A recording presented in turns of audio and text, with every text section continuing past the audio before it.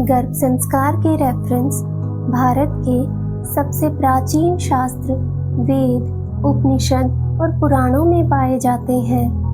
इन ग्रंथों में माँ की भूमिका को बहुत महत्वपूर्ण बताया है, जो जन्म से पहले ही अपने बच्चे के चरित्र और भविष्य को आकार देने में समर्थ होती है।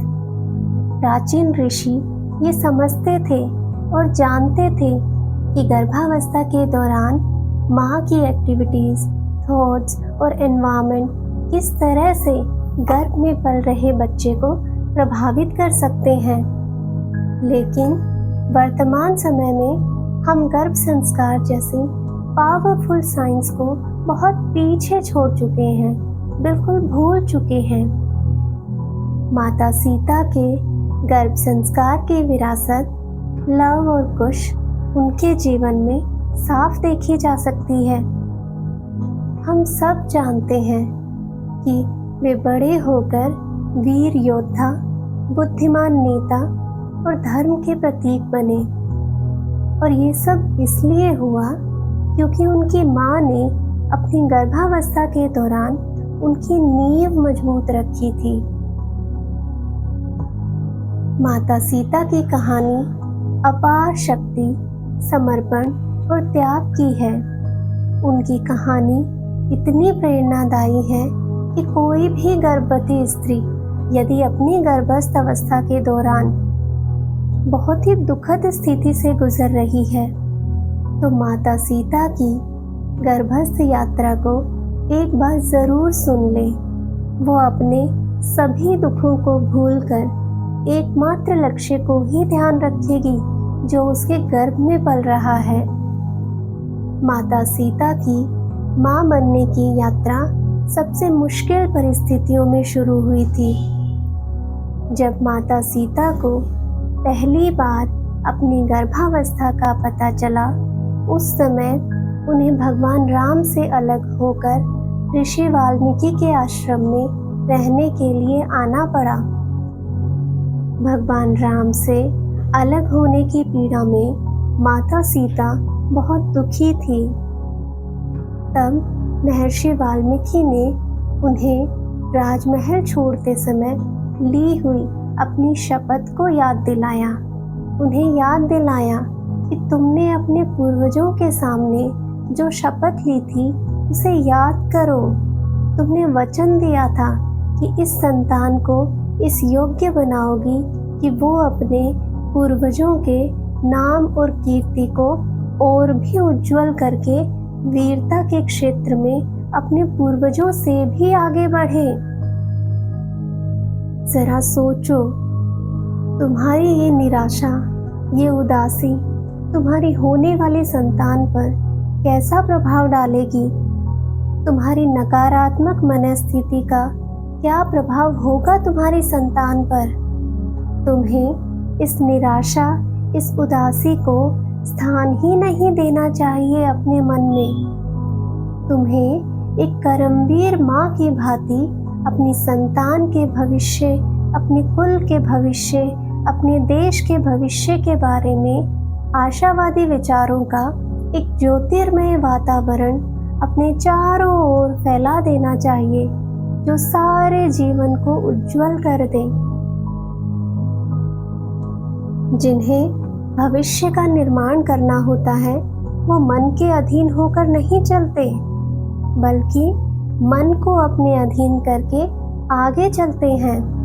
इसलिए तुम भी मन के अश्व पर लगाम डालकर उसे अपने रास्ते पर चलाओ। मनुष्य यदि मन के अधीन हो जाए तो मन उसे अपनी तरह इधर से उधर, उधर से इधर भटकाता रहता है। परंतु जिसने अपना कोई लक्ष्य निर्धारित कर लिया हो, उसके पास मन के पीछे बावला होकर इधर से उधर भटकने का समय ही कहाँ है। उसे तो केवल उसी एक मार्ग पर जाना होता है जो सीधा उसे उसके लक्ष्य तक पहुंचा दे। तुम भी अपने गर्भ में इस संतान को लेकर एक लक्ष्य पर चली हो।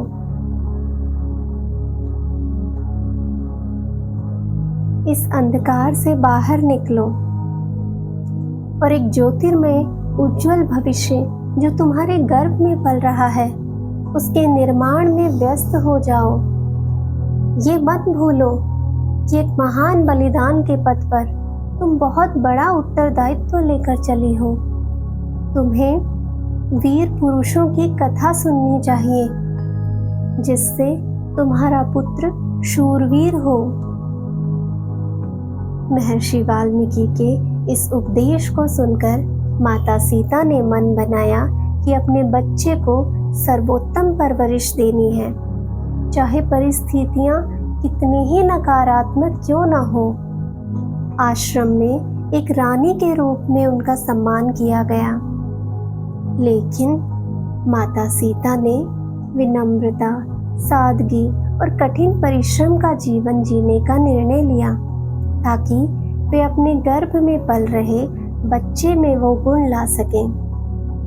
आश्रम में माता सीता ने हर कार्य स्वयं किया, चाहे वह भोजन बनाना हो, परिसर की सफाई हो, पानी भरना हो या जंगल से लकड़ियां इकट्ठा करना हो। उन्होंने सादगी से भरे जीवन को अपनाया। उनके कार्य उनके इस विश्वास के प्रतीक थे कि उनके बच्चे को आत्मनिर्भरता और परिश्रम के मूल्यों के साथ पाला जाना चाहिए। उनके इन कार्यों से उन्होंने अपने बच्चे के चरित्र को उसके जन्म से पहले ही आकार देना शुरू कर दिया था। माता सीता की यात्रा प्राचीन परंपरा गर्भ संस्कार के साथ गहरा संबंध रखती है, जो माँ की गर्भावस्था के दौरान मानसिक, भावनात्मक और आध्यात्मिक विकास पर जोर देती है। उन्होंने समझा कि माँ के विचार, कर्म और वातावरण का सीधा असर गर्भ में पलने वाले शिशु के विकास पर पड़ता है। हर दिन माता सीता ऋषि वाल्मीकि के आध्यात्मिक प्रवचनों को सुनती थी, अपने आप को प्राचीन शास्त्रों की ज्ञान और शिक्षा में डुबो देती थी। उन्हें पता था कि जो आध्यात्मिक पोषण वो प्राप्त कर रही हैं, वो उनके होने वाले बच्चे तक भी पहुंचेगा और उसे बुद्धिमान और गुणवान व्यक्ति बनाने में मदद करेगा। अपने रोज के कार्यों के अलावा माता सीता ने आश्रम के विद्यार्थियों को सिखाने की जिम्मेदारी भी उठाई। अपने अध्यापन के माध्यम से उन्होंने धर्म, नीति और ईमानदारी से जीने की अहमियत समझाई। यह शिक्षण भी एक तरह का गर्भ संस्कार था, क्योंकि इससे उनका मन सकारात्मक और उत्साहवर्धक विचारों में व्यस्त रहता था, जो यह सुनिश्चित करता था कि उनके बच्चे में भी ये गुण आएंगे। अपने प्रिय राघव श्री राम से अलग होने का भावनात्मक बोझ भी बड़ा भारी था। फिर भी माता सीता ने अपने धैर्य को बनाए रखा। उन्हें पता था कि जो भी कठिनाई वह अपनी शक्ति और गरिमा के साथ झेलेंगी, वह उनके बच्चे को भी मजबूत और सहनशील बनाएगा। जब लव और कुश का जन्म हुआ तो वे सिर्फ भगवान राम और माता सीता के पुत्र ही नहीं थे, बल्कि उन सभी गुणों के प्रतीक थे जो माता सीता ने अपनी गर्भावस्था के दौरान अपने अंदर विकसित किए थे। उनकी हिम्मत, ज्ञान और धर्म के प्रति समर्पण सभी गर्भ संस्कार का फल था। आज भी गर्भावस्था के दौरान माँ के सकारात्मक विचार, आध्यात्मिक शिक्षा और शांत वातावरण के सिद्धांत उतने ही महत्वपूर्ण हैं जितने तब थे। हर माँ के पास अपने शिशु के भविष्य को आकार देने की शक्ति होती है, जैसे माता सीता ने किया।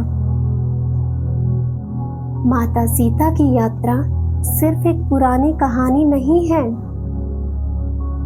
ये आज की सभी माँओं के लिए एक प्रेरणा का स्रोत है। इसलिए गर्भ संस्कार के ज्ञान को अपनाएं और अपने शिशु को वो सभी गुण दें जो उन्हें मजबूत, बुद्धिमान और गुणवान बनाएं।